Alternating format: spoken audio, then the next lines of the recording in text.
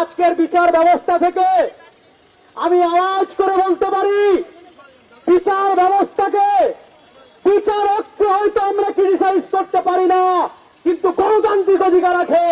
বিচার যেটা হয়েছে তার ক্রিটিসাইজ আমরা করতে পারি। এই দেশের আমরা তেমন নাগরিক, আপনি অফিসার যেমন নাগরিক, আপনি বাবু যেমন নাগরিক, আমরা এই দেশের সমান নাগরিক।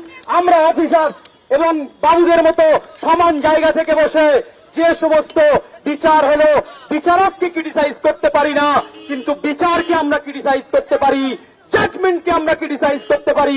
সেই ক্রিটিসাইজের ক্ষমতা নিয়ে আমরা ক্রিটিসাইজ করছি। এই জাজমেন্টটা আমরা মনের কোণে মানতে পারলাম না। একজনকে লাইফ ইমপ্রিজনমেন্ট দিয়ে বাকি কাদেরকে সারা জীবনের জন্য মুক্ত করা হলো। একজনকে জেলের ভিতরে ঢুকিয়ে বাকি কত তোতা পাখিকে উড়িয়ে দেওয়া হলো। আমরা এই প্রশ্নগুলো করতে চাই। একজনকে খাঁচায় আপনি ঢোকাবেন আর বাকিগুলোকে কি বাইরে বাঘ তৈরির জন্য ছেড়ে দেবেন? এটা আমরা মানব না। আমরা মনে করি এটা শুধুমাত্র একটা পাঠ হতে পারে, এটা একটা ধড় হতে পারে। আমরা শুধু ধড় নয়, মাথাও চাই, লেজও চাই, পুরো শরীরটা চাই।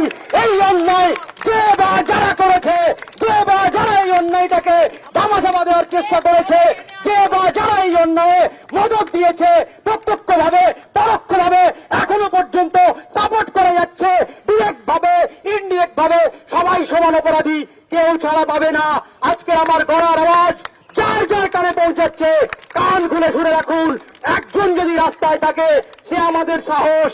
আমরা এই রাস্তায় যুদ্ধ করছি শুধু একটা ভয় নয়, পশ্চিমবঙ্গের বুকে, ভারতবর্ষের বুকে রোজ রোজ কেন ভয় তৈরি হবে? স্বাধীনতার ৭৫ বছর পরে এসেও এরকম অভয়ার মতো ঘটনা কেন আমাদের দেখতে হবে? প্রশাসন, আইন, আদালত, বিচার ব্যবস্থা আমাদেরকে উত্তর দিয়ে যান। আর কত অভয়া দেখলে, আর কত অভয়া দেখলে তারপর আমরা অভয়াদের জাস্টিস পাবো? এই উত্তরটা আমরা চাই। আমরা চাই এই সমাজে একটা অভয়া তৈরি যাতে না হয়। আমরা চাই যারা জীবন বাঁচানোর জন্য নিজের জীবনকে উৎসর্গ করে দিয়েছে তাদের জীবন কোনোভাবে নষ্ট না হয়।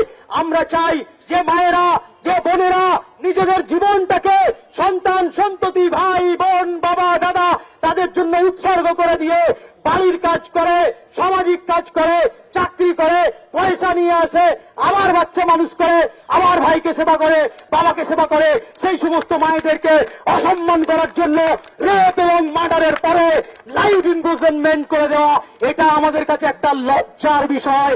একজন মানুষ হিসেবে এই জাজমেন্টটা আমরা মানছি না, মন থেকে মানলাম না।